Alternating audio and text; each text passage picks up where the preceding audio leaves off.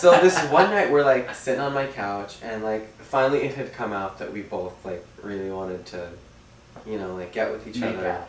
And I was like, you know, we need to stop seeing each other because I just don't feel like I don't feel like I can take this anymore. And he's like, yeah, but I just love you so much. You're just so great, and I feel like we're such great friends, and we're like literally on the couch, and I'm here, and he's there, and there is a sliding glass window, which other people can see across from us.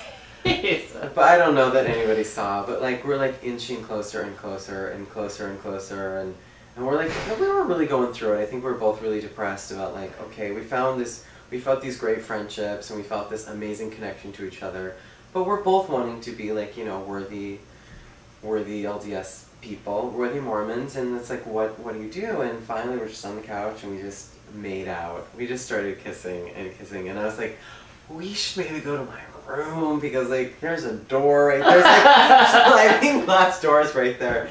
So anyway, so like, you know, nothing really transpired, you know, we just sort of made out, and I like I went up to a friend's house in Salt Lake, and Brandon was with me, that's his name, and like we went to church that day, and of course it was my birthday, and I've always sort of, until I turned 30, not that I'm 30, but no, but until I turned 30, I always had like horrible birthdays. I'd have like a breakdown, or even when I was in high school, stupid little just trivial things like my girlfriend would dump me.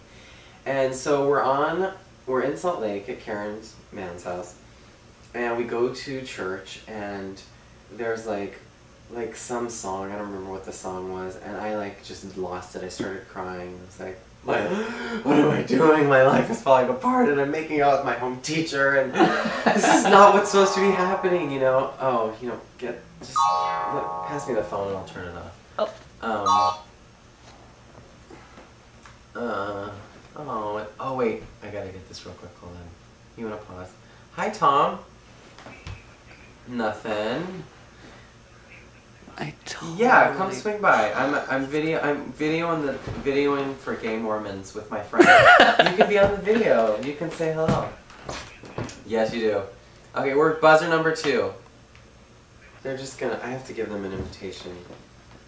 So I'm in church, and I'm just falling apart, and so finally I start going to the bishop, and I'm like, look, I don't know what to do. I heard there's this Evergreen Association, or Aspen or something, and it's like, don't go there. Don't go there. All they do is all the gays go there, and then they end up making out with each other.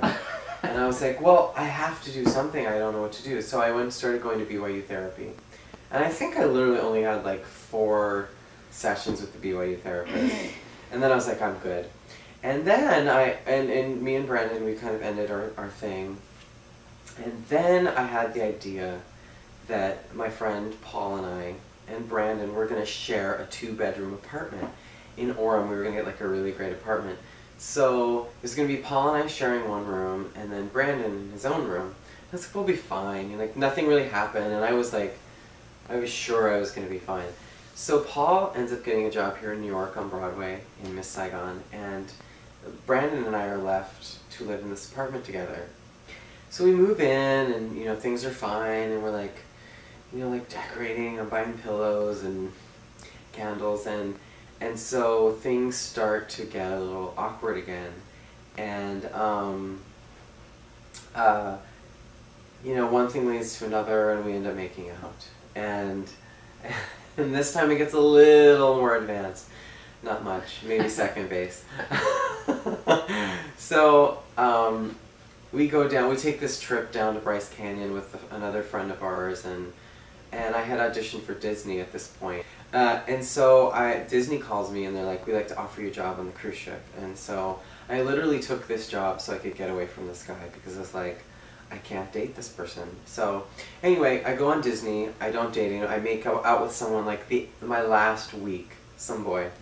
Not like literally all our clothes are on, and I'm going to church, and I'm working with this bishop, and I'm like, yeah, I gotta figure this out. And so then I moved to New York, and I was living with Karen and Paul, and some other people at first, and a lot of them we all go to church, and I probably spent about a year, like, I was trying to go to this therapist, like this church therapist, and he was telling me to read these books, And, you know, and I wasn't incredibly depressed at this point. It was because I was around, like, you know, you have friends and, like, roommates, and so there's a lot of sort of, like, group things, but I definitely was... Because your roommates were Mormon, yeah, they were all and gay. Mormon. But none of us were out. None of us were out at this point.